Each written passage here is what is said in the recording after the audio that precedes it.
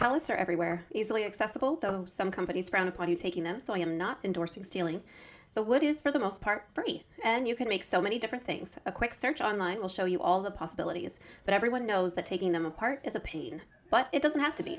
Watch this video and I'll show you the tools that makes taking pallets apart amazingly easy and quick. And if you stay till the end, I'll show you some of the amazing and exotic hardwoods that I've found from pallets, not just your typical cedar and pine. So here we go. First, we start off using the Pallet Buster tool. Essentially, it's a long crowbar specifically made and purposed to break apart the pallets. It is usually made of thick welded steel with a similar strength and material bar to handle the amount of force. And since it's a longer bar and not a small hammer, leverage is your best friend with this tool.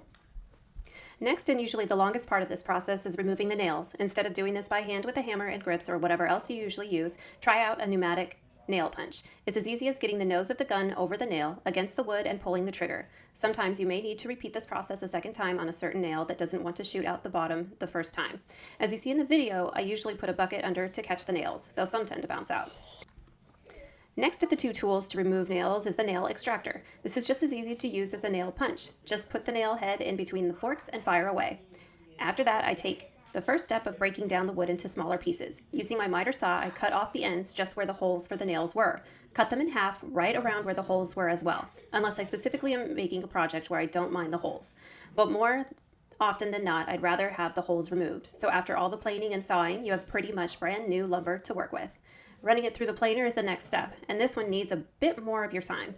Not all of the wood planks will be planed down the same. Some may need a lot more planing and end up a lot thinner, unfortunately. So start with the bigger pieces and work your way down as you reduce the thickness of the planer. Just remember to remove only what you need and not to go too thin once you achieve some cleanness on the plank. Lastly, because I want good looking planks usually, I'll then run them all through my table saw, or a joiner if you want instead, and remove the edges.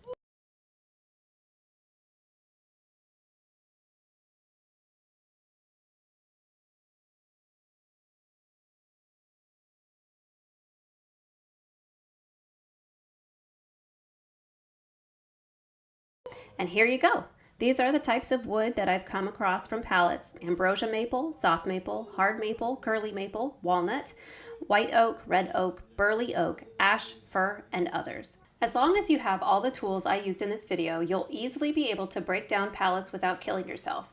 And you'll have better interest in using pallets for your projects, as you won't have the annoying time wasted and pain received from breaking down pallets, especially if you have a lot to break down all at once. This process and these tools make it much easier and faster to knock out breaking down your pallets and then preparing your wood so that it's all done at one time and lets you get it over with, to then concentrate on spending your quality and much needed time on making the products themselves. Good luck!